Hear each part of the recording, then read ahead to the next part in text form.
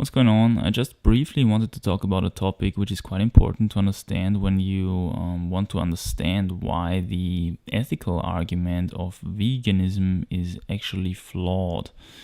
This is very important because, a lot of people struggle with debating vegans when it comes to the ethical argument, which is so often one of their last resorts when they see that the health argument crumbles in front of their eyes, which is what happens very often because, as I've discussed previously, after some years, digestive alkalinity is gonna set in, slight deficiencies is gonna set in. They're gonna have problems with absorption. So the further they go, the more they will see their health decline in terms of explosiveness, in terms of mental clarity, in terms of general flexibility and body capabilities, and also in terms of aging, and also very much in terms of reproductive capabilities. All these things are going to decline on a vegan diet. So with time, of course, not initially, which is why so many fall into this trap, but with time.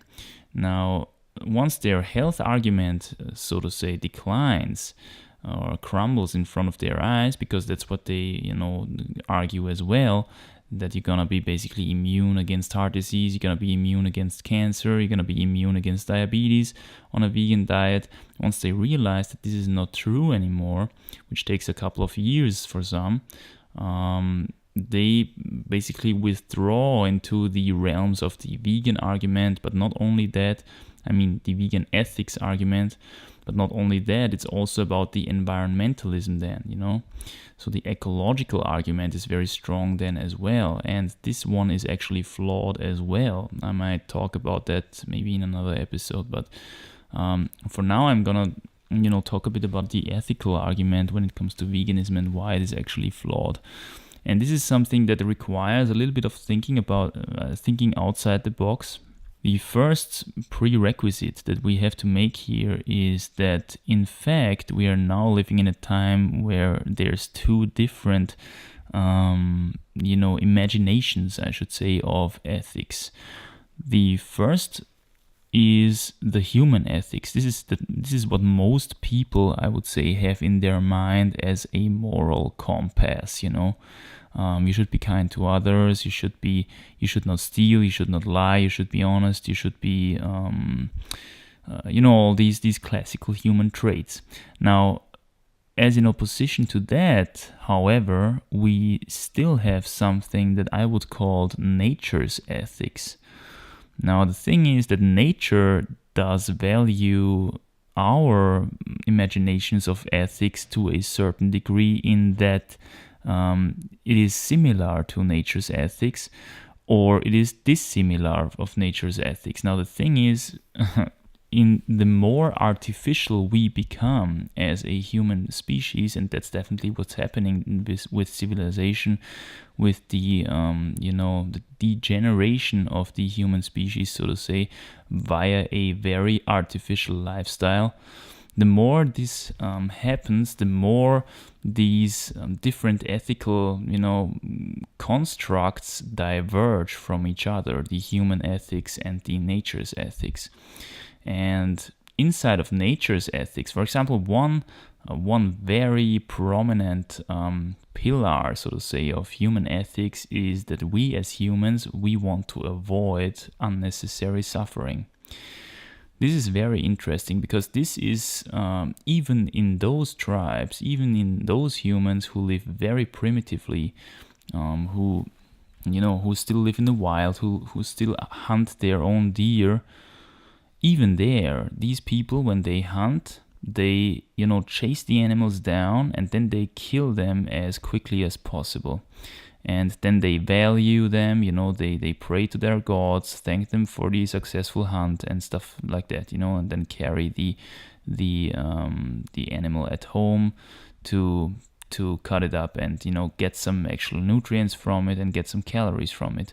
But this process involves as little as possible suffering for the victim, for the animal of this hunt. And this is something that we carry in ourselves even in modern civilization, you know, although it's not always reality, we would like to have it reality, you know, as little as possible suffering. This is just such an important thing inside of the human ethics.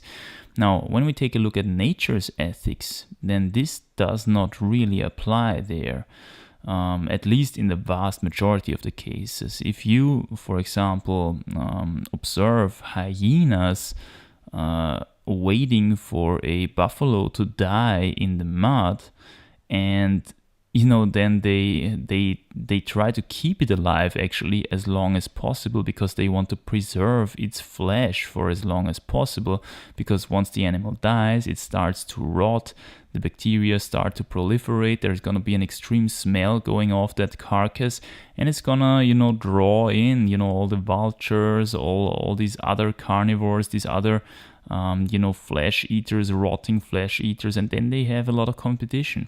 So what they do is they simply, you know, encompass this dying piece of meat, so to say, which is still alive and suffers quite a lot actually in pain, and then they bite out one piece after another out of that still living animal. So this is nature, okay? This is the harsh truth of nature. As you can see, nature's ethics, nature in itself doesn't really give a shit about unnecessary suffering. Nature doesn't really give a shit about suffering at all. In nature, nature's ethics comes pretty much as close to the strongest survives as it can be, you know, and the next point is the smartest survives. So if you can tick those two boxes, you're pretty much living very close to nature's ethics already, and you can be pretty damn sure that you have good cards when it comes to surviving in nature, and this is what nature selects for during the course of evolution. So we can see here that nature's ethics diverge quite a lot from human ethics, the human ethics that we, you know, developed. And the thing is that the more we become artificial in a sense, the more we become disconnected from our nature, from a natural lifestyle in general, the more these two constructs of ethics diverge from each other. So you can be damn sure that, you know, the ethics of a human that lives in modern Western civilization, and because you're hearing this through an electrical device and I am recording this through an electrical device, there's quite a high chance that both of us live in a very westernized and very modernized environment. The more and the longer these people live in an environment like that, the more these two kind of ethics diverge from each other. And what vegans do is they appeal to human ethics almost exclusively, but with overlooking the fact that we are still a piece of nature. We are still a natural construct. We are still, you know, we still consist of a lot of organic compounds. You know, we are biology. Our, you know, vehicles, our bodies still stem from nature and are still natural. So what applies more to our bodies still is nature's ethics when it comes to health, our ability to procreate, our ability to survive in nature, in you know, in the world. We have to take these things into account. And this is why veganism might be a very beautiful construct in the mind of a modern human. You just want to basically avoid unnecessary suffering, so you just simply don't eat any animals, you know, because then no animals have to be killed for you, which is, by the way, completely wrong. But this is how they think.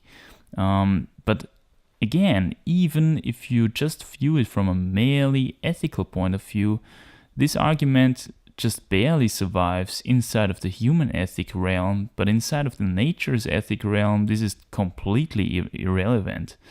You know, it matters how successful you are in doing what nature has intended for you to do.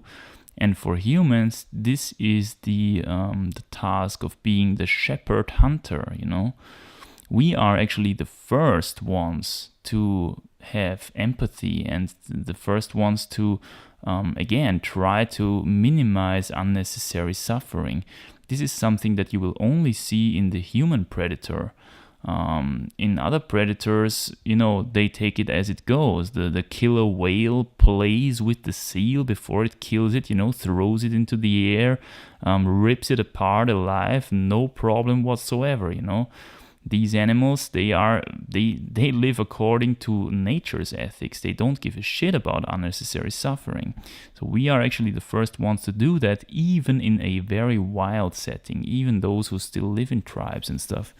So this is something that we can actually pat our backs about, because this is one of the very few things that completely distinguishes us humans from other species, from other animals, from other carnivores, basically, from other hunters. It is questionable whether we should, base all our actions on human ethics, which are in fact very artificial and become more and more artificial the longer we live in that kind of artificial environment, and diverge more and more from the natural constructs of ethics, the ethics that nature designed, which are very much in accordance with evolution. The strongest survives, the smartest survives. Do what nature has intended for you to do, or your health will suffer and your ability to procreate will suffer, and in the end your survival will suffer. You in the end will become extinct. Of course, we see all these symptoms in our modern civilization already as well, because we are as infertile as we have never been before. We are as dumb as we have never been before. We are as weak as we have never been before. We are very different when it comes to intelligence. There are very smart people still, and then there is a huge mass of very dumb people, which is all these symptoms already tell us that we have, greatly diverged from our natural state of being already. The vegan ethics are basically based on human ethics, and human ethics are artificial. They don't really matter. I'm sorry to say that, but they don't really matter in a natural setting. And we still are parts of nature. This is just the harsh reality. Now, the next step is to actually see how beautiful that all is. How beautiful nature is, how they all interact. We are all one, literally. The plants, the animals, plant eaters do their job, the flesh eaters do their job, and everything works together just so beautifully, just so beautifully. Although there is a lot of suffering, and although there is a lot of, death and all this heat and cold and pain, and this is all part of life. Life and nature is full of contrast. That's why it makes it so beautiful. And without death, without suffering, there can't be any life and thriving. You gotta understand that. And when you come to peace with that, that's when you can start living a more natural lifestyle and also become healthier, not only in your body, but also in your mind.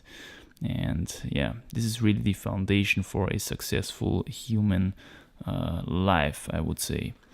So much for that. Hope it was informational. Bye.